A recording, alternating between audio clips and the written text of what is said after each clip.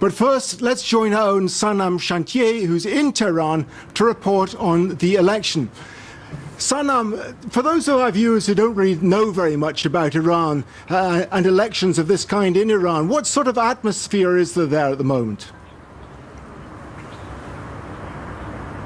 Well, since my arrival, I've been in the Iranian capital. You can certainly say the city has been gripped by election fever. People are very much aware that the two candidates can lead the country down very different paths.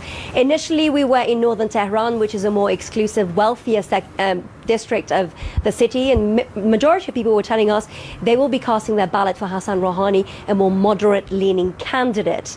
Now, also, the mood has been extremely jovial, both on the streets and in the campaign headquarters. We've seen people dancing and singing. Now, driving on Valia Ast, one of the longest avenues in the Middle East, it reminded me of Iran winning a football game, or even the celebrations of the nuclear deal, with people honking the car horns or even waving the purple ribbon, which is synonymous with Rouhani's campaign, in the air.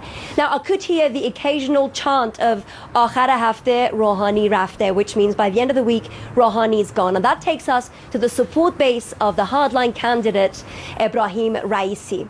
Now, because of his populist speech, his appeal to the more working class, traditional sector of society, and certainly going to southern Tehran, which represents that sector of society, there was a combination of voter fatigue and people voting for him.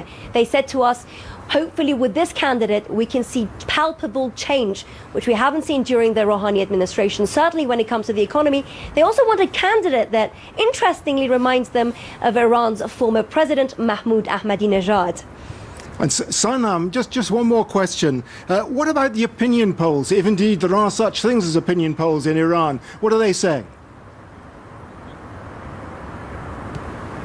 As you just said, opinion polls are extremely unreliable here in the Islamic Republic.